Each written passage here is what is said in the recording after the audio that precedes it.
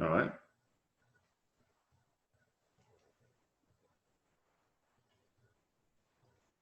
And welcome to the first and hopefully one of many of the fcB2B webinars. Today is our meeting today is what is B2B and why is it important? So joining me, I have Clay Rigsby, who's the e-commerce manager at Engineered Floors. I have Stacy Chambers with application manager of EDI with Mohawk Industries, and Mike Overlander, application development manager at the Dixie Group. I wanted to start off with a quick poll just to kind of gauge where everybody is with knowledge and why you're here. So I'm going to throw that up. If everybody could just take a second to answer where you feel you are on your knowledge of B2B, then that kind of helps us gauge how to present the content better, make sure that we're covering correctly. And we will hopefully provide some good information for y'all. And we want y'all to answer questions, want this to be as interactive as possible. So you will see a Q&A button at the bottom. If you can just enter your questions there, we'll cover them after a short presentation, and then we'll get into questions and answers. We've got a lot of experience here in the group, and so hopefully we should be able to answer everybody's questions very quickly and easily, and get y'all the good information. So I'm going to end the poll. It looks like everybody's like most everybody's responded already. So let's see how we did. So it's like 32% are here to learn, 36% have some familiarity, and 28% are pros. That's awesome. So gives us a good idea of how to tailor our presentation. So let's jump into it real quick. If I can get this to cooperate. All right. So what is B2B and why is it important? So I guess first off, what is B2B? Well, B2B is the floor covering business to business, also commonly referred to as e-commerce. And what is it? It's a process of exchanging business critical documents in a computer-to-computer process. So, you know, there's no picking up a phone, calling in orders, getting product catalogs. It's all done electronically from one computer to another, eliminates manual processes. So what does it include? So the standard currently supports product price catalog, the purchase order and acknowledgement, an advanced ship notice, or what we refer to as an ASN, the invoice. Then we have a couple of a couple of web services. The first one being the price check. The second one is a stock check.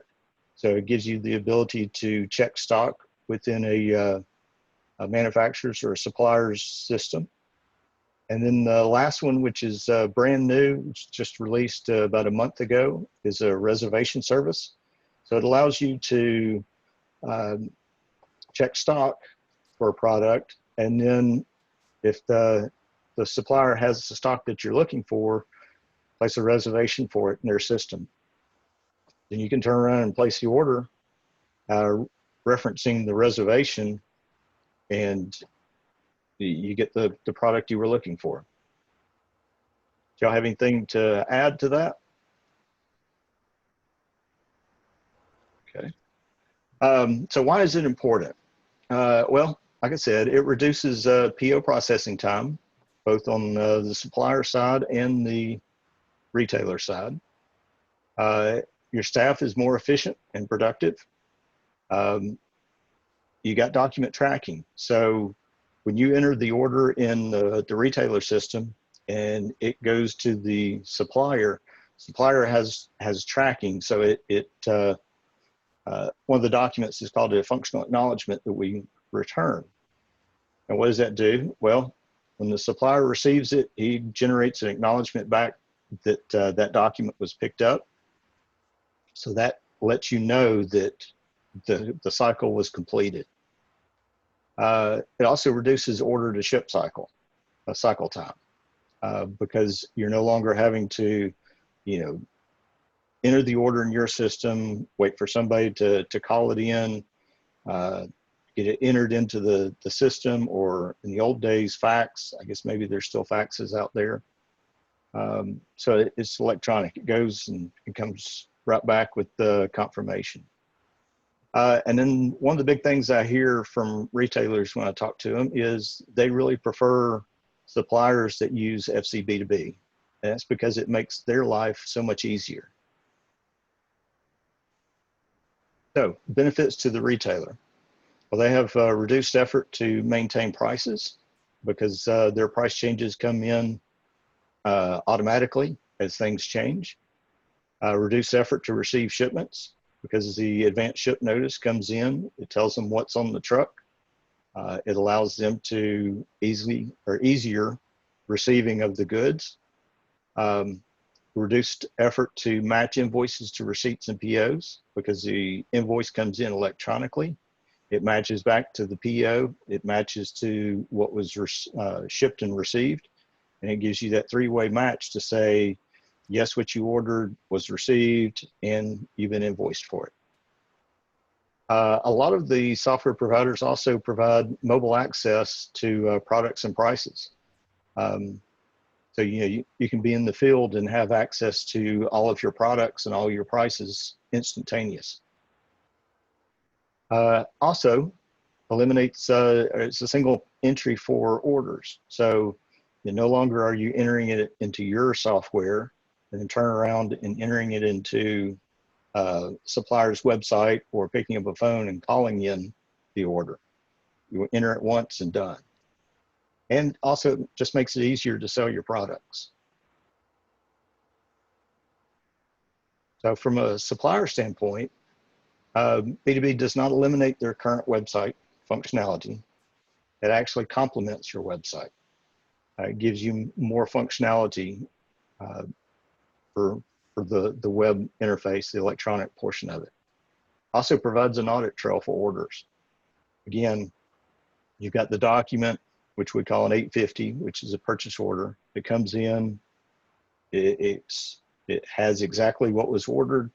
There's no question, there's no, well, I think they said they ordered 5 or instead of 6 or there's no question in the quantities.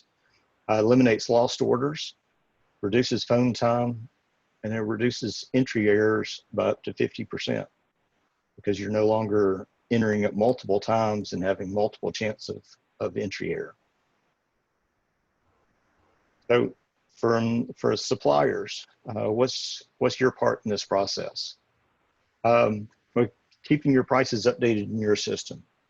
And I know a lot of times, again, what I hear from retailers is, my sales rep told me that they've entered the price into their system, but I still don't have it in my system. That could be either that, it's hung up somewhere from the retailer or from the supplier's sales rep's perspective into the system, or maybe the supplier just updates a couple of times a week. We'll talk about that later on. Add new products in a timely manner. So another issue I hear from retailers is I get samples, but I don't have the product in my product catalog. So I can't sell the product because I don't know what it's going to cost. And then know who to contact if your customer is missing prices. Is that IT? Is that somebody in the pricing department? Is that a manager, somebody else? And then understand your company's process for sending those pricing updates. What generates it? What causes the price updates to go out? And then an important thing is understand timing for sending prices. Does your company send them daily? They send them weekly, or is it strictly on demand? That's important to know so that you can communicate to the retailer properly when they can expect to get those prices. And then just a couple of websites we have. One is our fcB2B.org. We have quite a bit of information out there, so go check it out. If you want to find out if your company supports B2B, if you're not sure, there is a partner page to show what suppliers are members of fcB2B. And then if you're interested in finding out more about the software that supports B2B, there's also a page on the site for the software providers that are members as well. And then it's also got contact information. Let's get into some questions and answers, and we'll see what we can get. Hopefully y'all have some really good questions for you. And let me get back to screen. There we go. Okay, so I do see we do have a question. It says, I love B2B, but new users need to understand how much work it takes to manage the vendor price and product downloads. Most vendors refuse to only send products and prices that are on the dealer's price agreement. They send their entire database, and it's a nightmare to manage.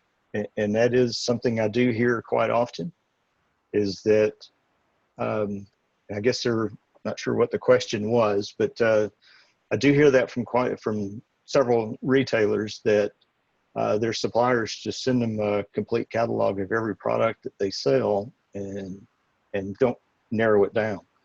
So Mike, how do y'all do it? Do y'all narrow your product listing down to just what the customer orders, or you send everything?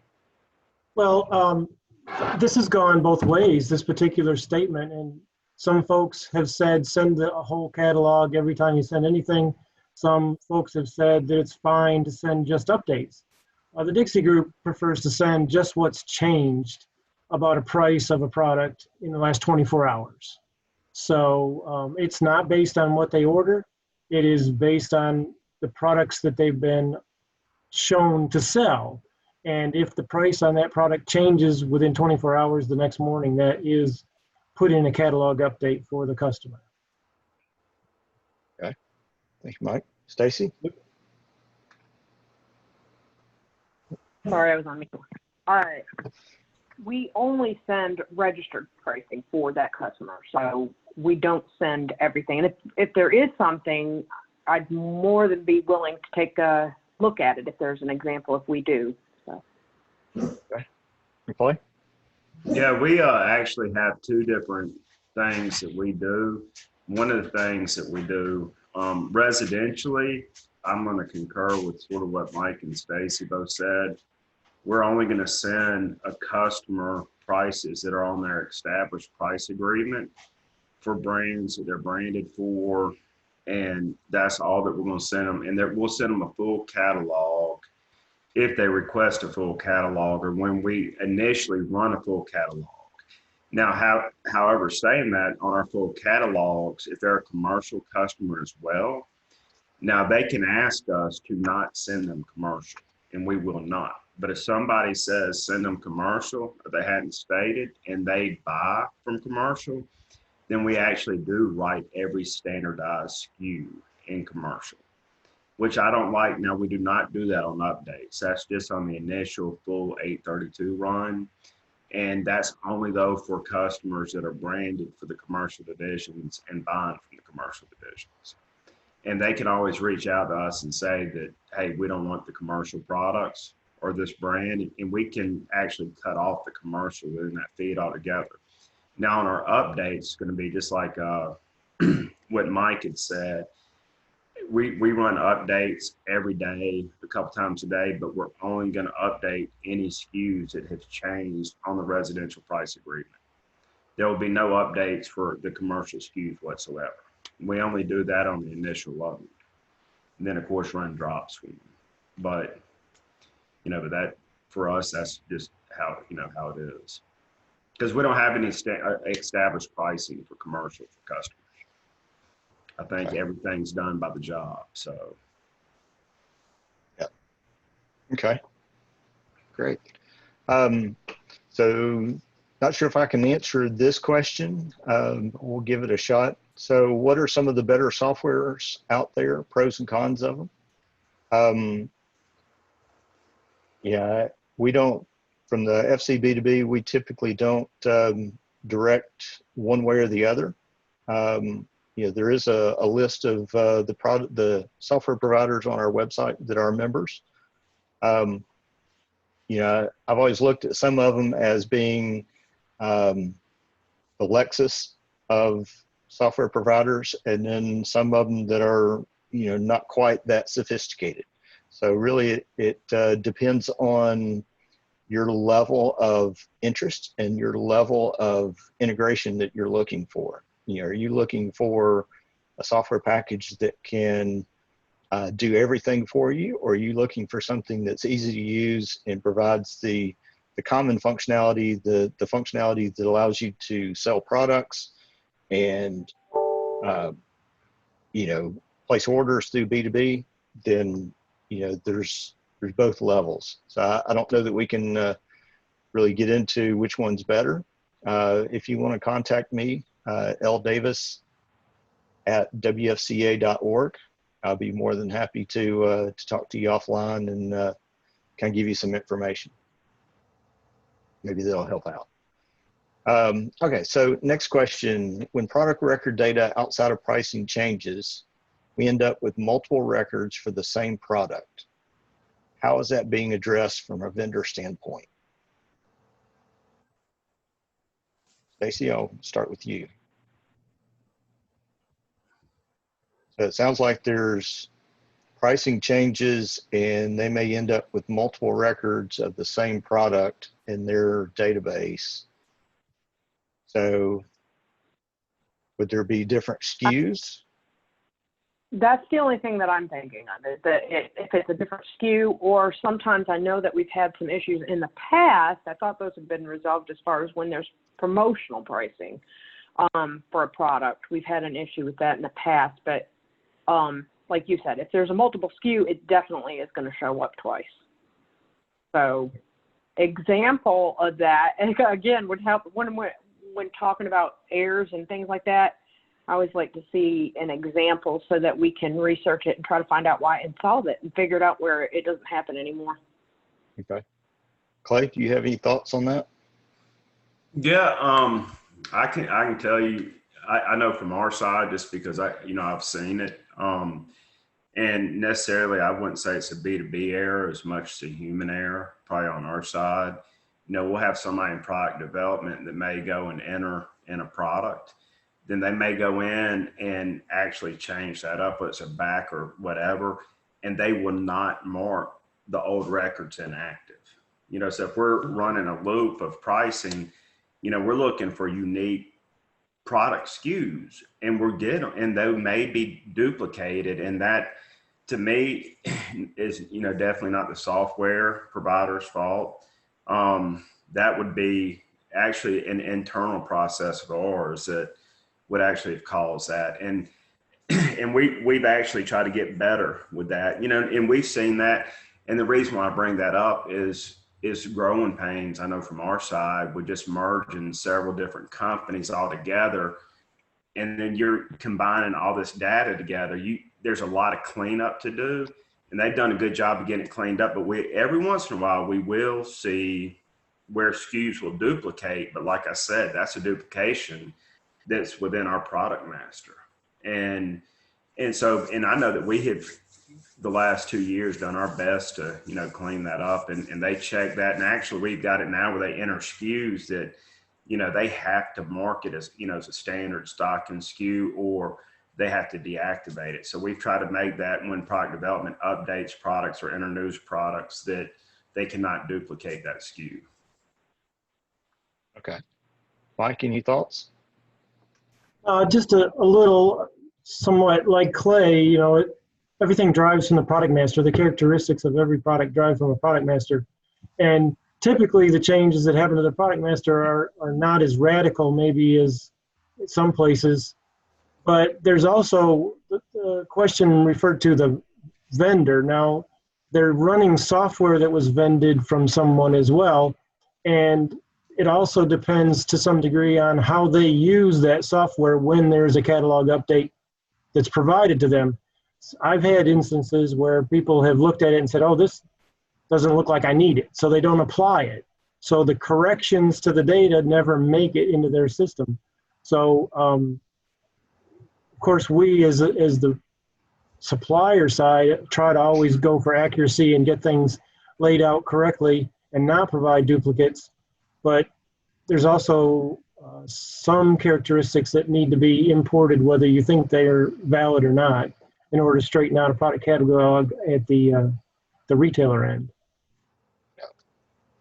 So really, anytime you experience an issue like this, I know in past experience, we would get the software company involved in the issue to try to understand from their side how they import the products, what kind of matching they do. And so we can identify if it was an issue that we sent, if it was an issue on them receiving the products incorrectly. So yeah, there's multiple issues, but yeah, it's best to get the software provider, or your software provider, and the supplier's B2B group involved. That way they can work together to understand what the issue was and how best to resolve it. So it's a good question, good question. So the next one, do you have do's and don'ts of B2B to share? I would say one of the big do's is, from a retailer standpoint, is to make sure that you're receiving product catalogs on a daily, weekly basis. Make sure that you're keeping those updated, because that really drives the rest of the system. You know, if you've missed a product update, then your products are going to be, you may have a product you're trying to sell that got dropped. You may have missed a update that updated the pricing either up or down. So you may be selling a product that's incorrectly priced in your system. So really, that was the big thing I remember seeing. I remember running into was just you know, retailers. Somebody goes on vacation and then, or worse, they leave. And I know with the COVID thing going on, I'm sure there's probably been a lot of layoffs or furloughs or companies closing down. So they may or may not have had somebody that was going out to maintain those product catalogs getting updated as well. Do y'all have any other thoughts, suggestions on that? Do's or don'ts? I think you covered it pretty good.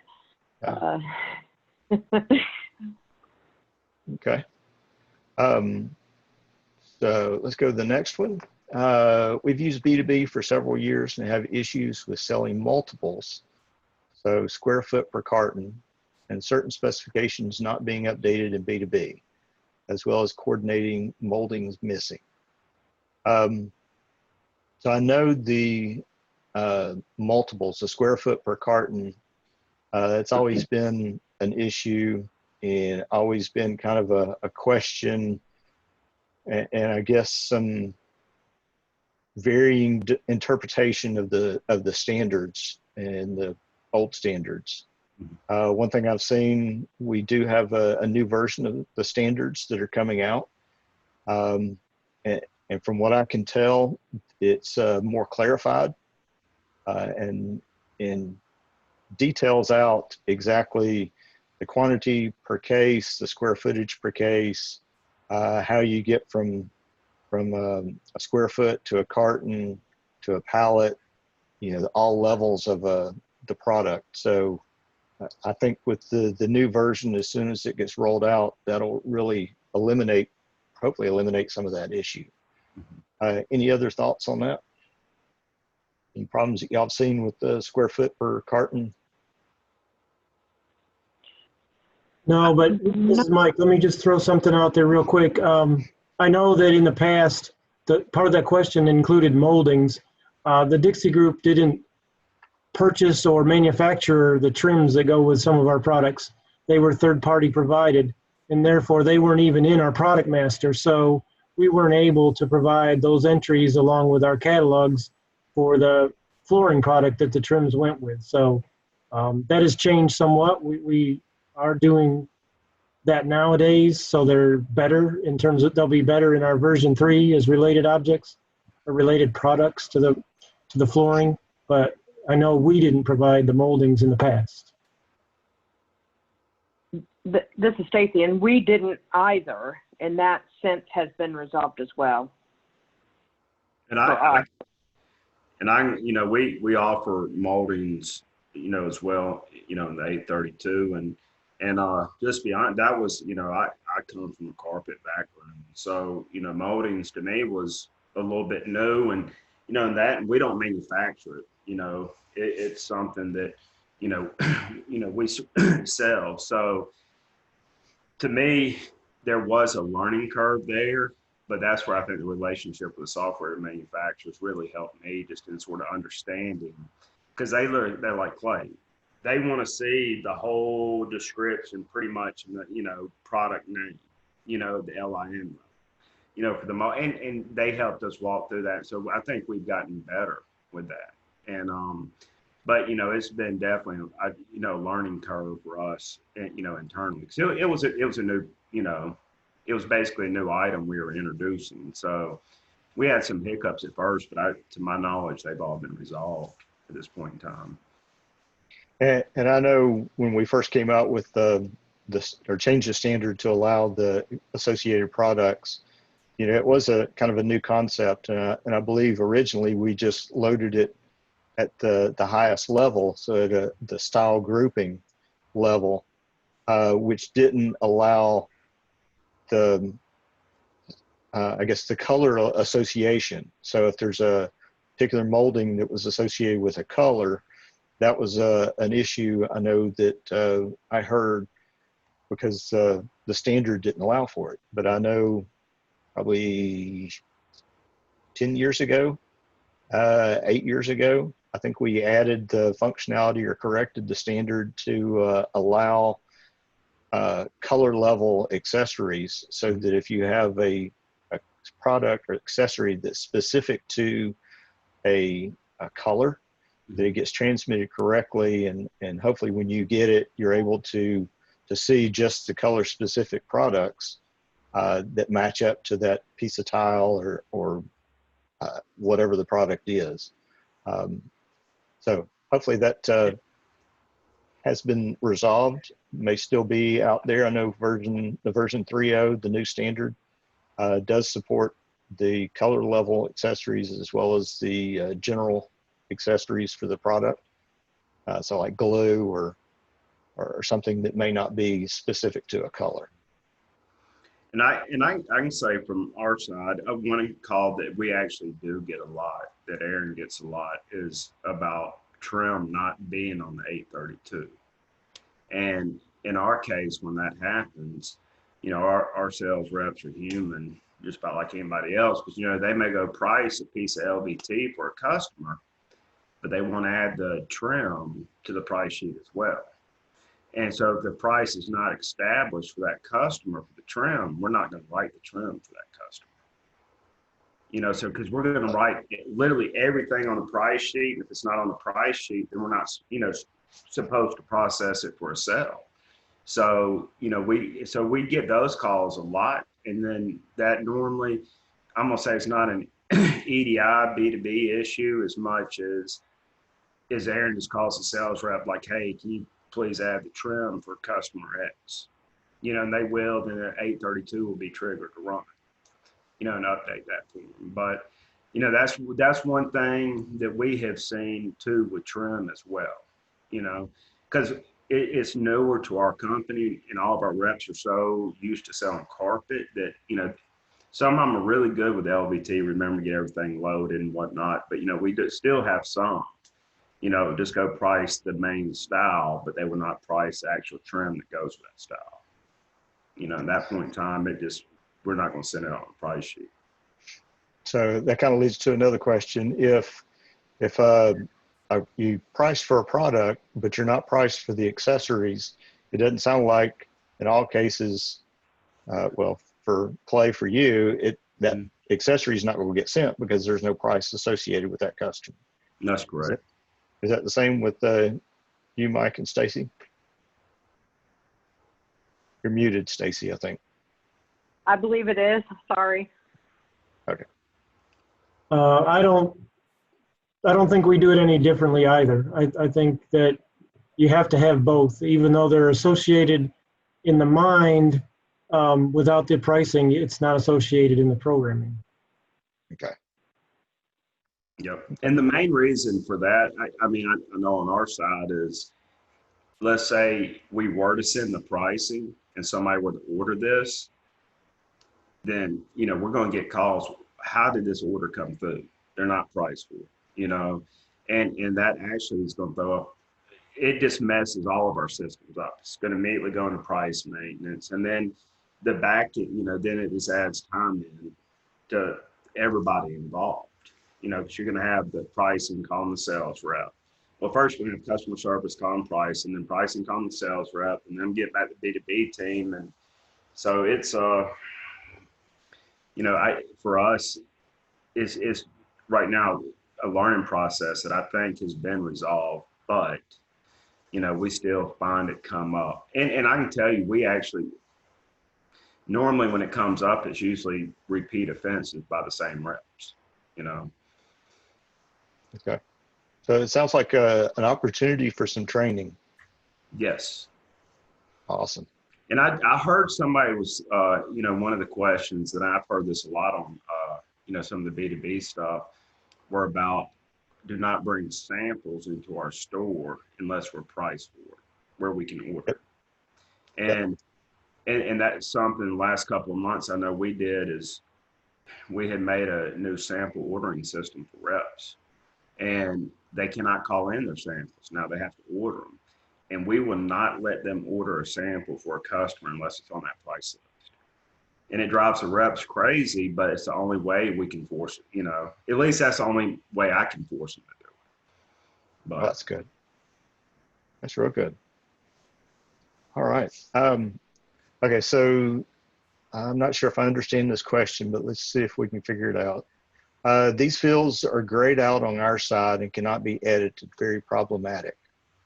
I'm assuming there's, I know in some of the software companies, they do gray out or do not allow editing for the description and the SKU, and there may be a couple other things.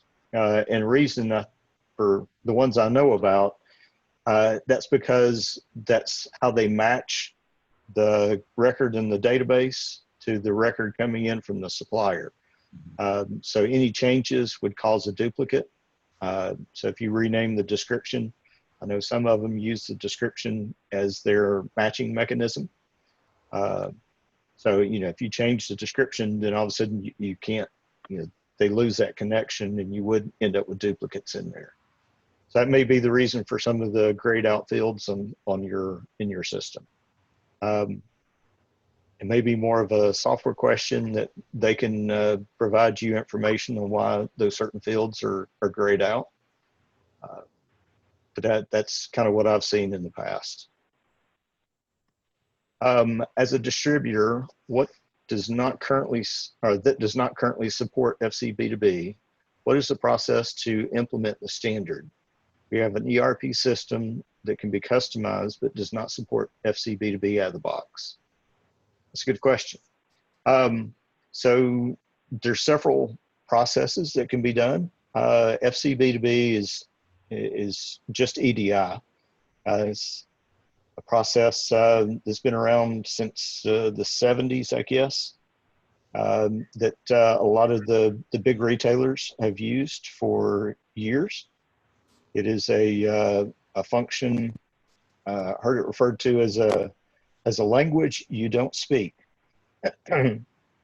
and it's kind of true. It's a computer language that not many people understand. You know, if you've ever looked at it, you probably felt like you were looking at gibberish at first.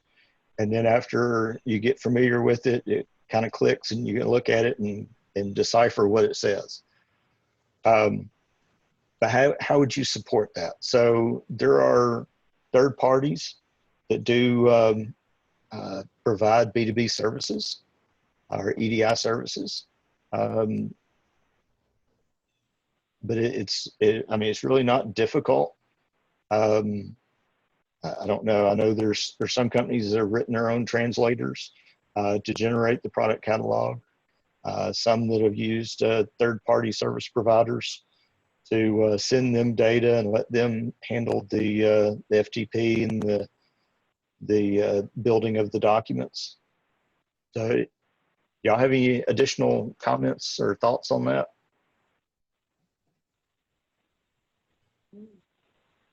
Yeah. If you need, Caleb, if you need some more information, please just drop me a line at ldavis@wfca.org, and I'll be glad to kind of link you over to some of those third-party providers that can help you implement something. Okay. So what is my contact information? Would like to add you to my contacts. It's ldavis@wfca.org. Phone number is 706-217-1183, and my extension is 132. You can also find all my information out on fcB2B.org. In the contact us, it will give you all my information as well. That was an easy question. I knew the answer to that one right off. So do you have suppliers offering electronic payment as they do electronic invoicing, or is this something we can only do on the vendor websites for a specific account? So the standard currently does not offer electronic payment processing. I know it's been talked about in the past, but I'm really not sure why it's never been developed. Do y'all have any specific processes other than maybe a website that allows electronic payments? Stacy? You mean as far as like taking an 820? Yeah, 820 or yeah, I guess probably an 820 or electronic. Yeah, I mean, we do trade. I know we trade some financial, not of course not through the fcB2B, but you know, in a couple of instances we do offer that.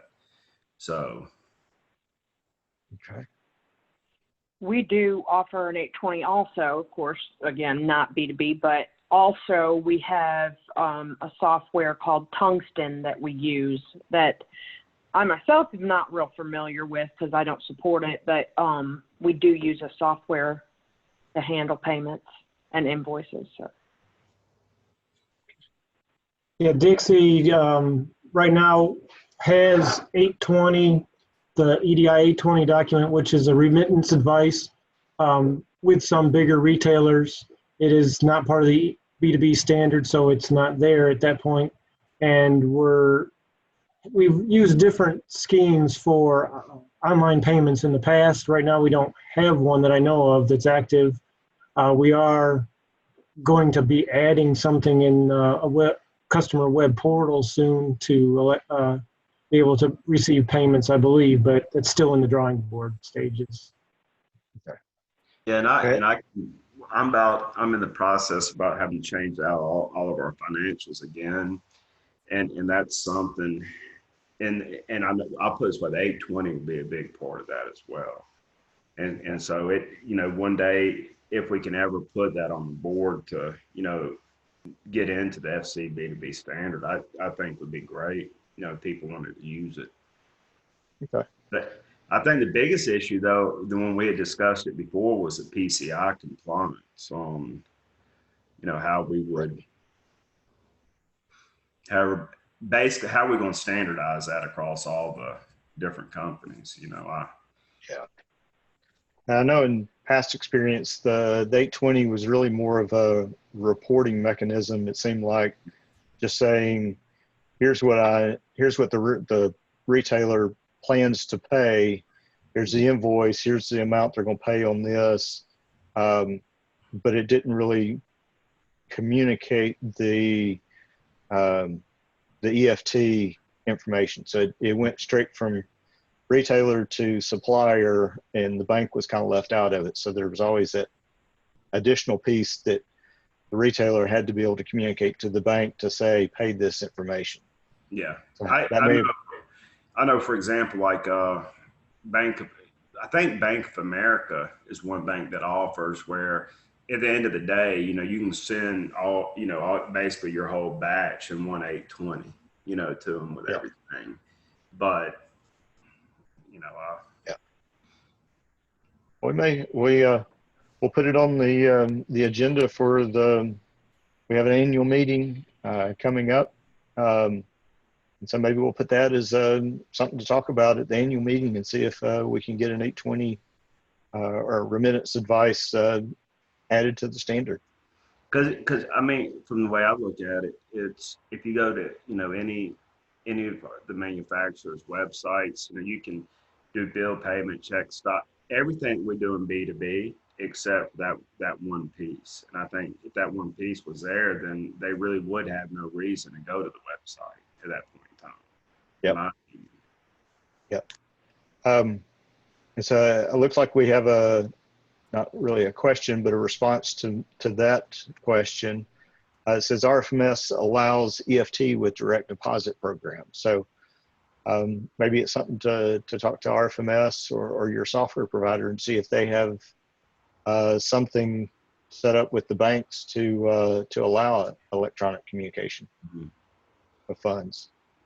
All right. So that's all the questions that have come in. I kind of had a few that wanted to throw out and get your thoughts on as well. So I know we already talked about the product catalog a little bit. So I know, Clay, I think you've already answered this, but when do you generate your product catalogs? Is it overnight? Is it daily? Is it just weekly? You check? We run updates, of course, daily. So whenever a sales rep or pricing keys in a price or adjust a price for a B2B account, then what happens is that's going to trigger an 832 update to run. Now we do throttle those throughout the day, given current business conditions within the company. And so what we'll do, but yes, every day that a price is adjusted in 832 for that customer, we'll write. We will run a full 832 at the time of setup. Every once in a while, we'll get a call from a customer. Can you run us a new 832? And we'll run a full one at that point in time. But yeah, we do it. We run updates, every single day. Okay. Stacy? Yeah, we're the same exact as Clay. We run them daily on changes, and then also as on request, we'll send a full catalog, and also on setup, new account setup. Mike? Yeah, very similar. Ours kick off at 5 a.m. Central Time, usually run 3 to 4 hours to get through our entire list of accounts. So sometime by 9 a.m. Eastern, your catalog should be in your mailbox if there's anything updated. And again, we only process changes, and there is a facility to run an ad hoc replacement catalog either immediately or the next morning if they need a full replacement. Okay. We do have a new question that just came in. So what advice or tips do you have for a flooring retailer that is about to begin using a complete integrated system and B2B downloads for the first time? Any thoughts? I'm sorry, Stacey, go ahead. My only suggestion would be, and Clay, you mentioned this on another meeting, is that they use all the documents and don't just use the 832. It helps across the board in a lot of areas. Especially like if they're not getting something on the truck, we can check the ASN, find out if the shipment was sent to them, and we can research from there. When they don't have all the documents, it's a lot harder to start digging. So I would suggest going on board with every document there's available. Go ahead, Clay. Yeah, and I'll just, agree with Stacy 100% with what she had said. And I mean, to me, the way I look at it, especially for new users, don't get frustrated. It is going to seem kind of overwhelming, especially if you're new to it. It's going to feel overwhelming at first. But I can say through my dealings with, our competitors, fcB2B and all the software manufacturers, everybody's very helpful, and so, if they have questions, my biggest thing would be just don't get frustrated. If you have questions, you don't understand something, it's that there's really no stupid questions, especially if you're new to it, because at the end of the day, to me, I mean, I look at B2B as a closed loop system, where we're just transferring data, and it does take out so much human errors, and it protects the manufacturer, it protects the customers. I mean, there's a full audit trail there. If something goes wrong, then it's a lot easier for us to troubleshoot. And we can usually pinpoint the exact problem. And it's,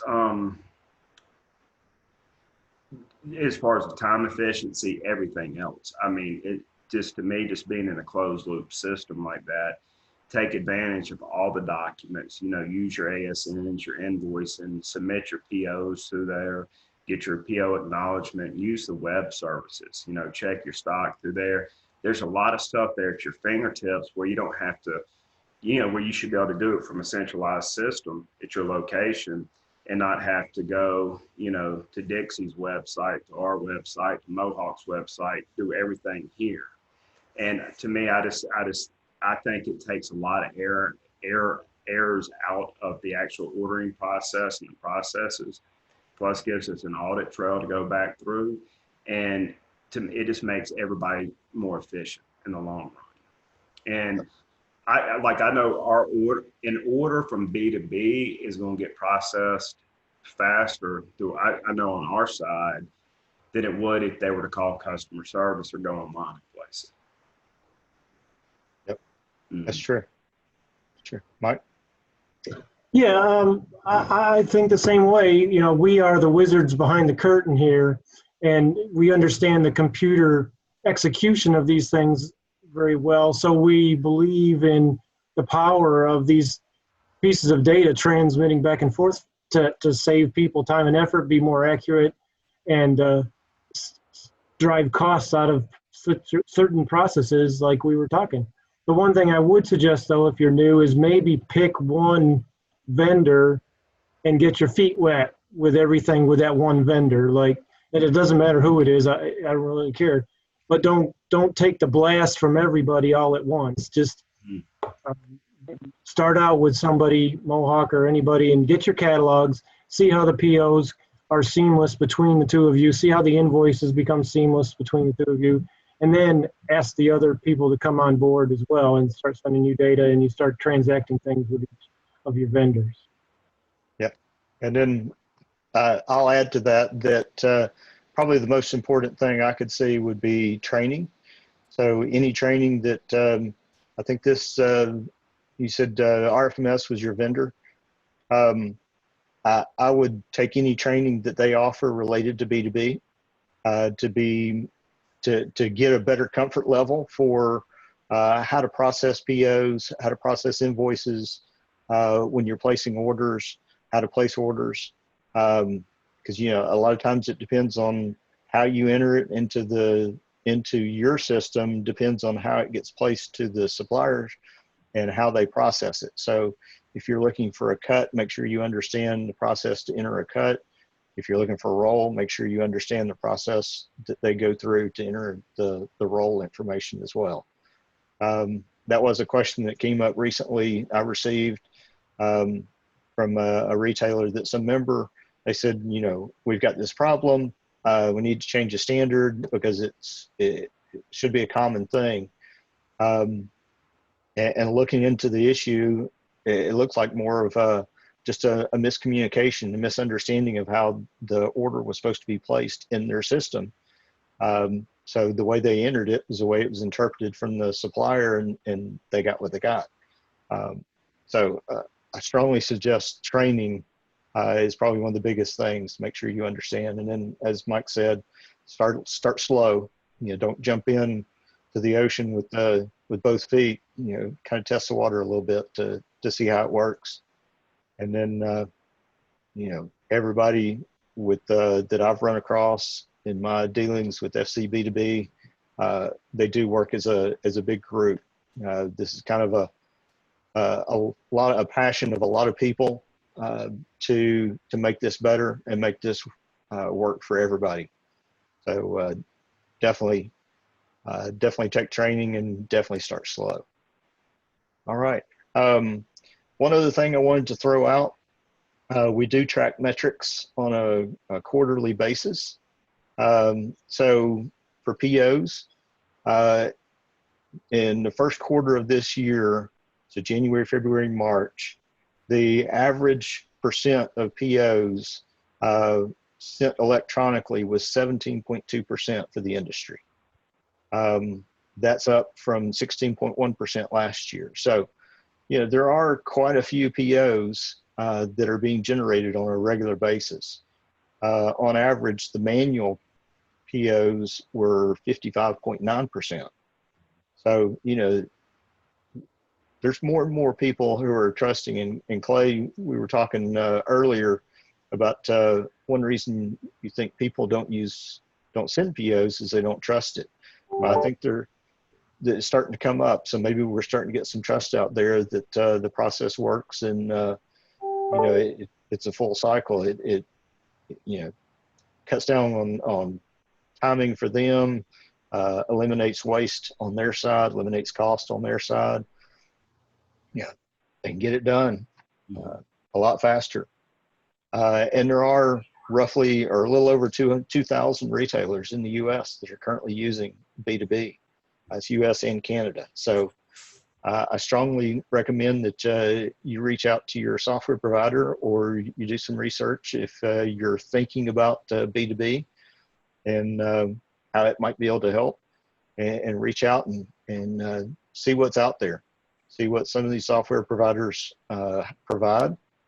And I think you'd be amazed at how efficient you can be by using B2B. So we haven't got any other questions. Did get oh, here comes one. Canadian suppliers don't seem to be willing to offer B2B. Why the resistance? I think the biggest resistance is they probably feel that their customers aren't asking, so it must not be important to them. So I strongly recommend any retailers that are on the call today, reach out to your sales reps. Tell them that you want them to be B2B compliant. And if they want more information, send them to the website. Give them my contact information. I'll be glad to talk to them. I'm out there on a daily basis trying to talk to different suppliers, try to get them interested and get them on board with fcB2B because the retailers want it. I've had several retailers tell me that you know, they've threatened to throw products out the door for companies that don't do B2B because they see the benefit of it, and they have quite a few that are. Stacey, you were going to say something? Yeah. Okay. I mean, it's just, you know, those that have really tested the water and really jump in and see the benefit, you know, they become passionate for it because it really saves them money, and they see the benefits all around. So I don't know why they resist, other than I think it's just that they don't hear anything from their customers, so it must not be important to them. Do y'all have any further closing statements or comments you'd like to share?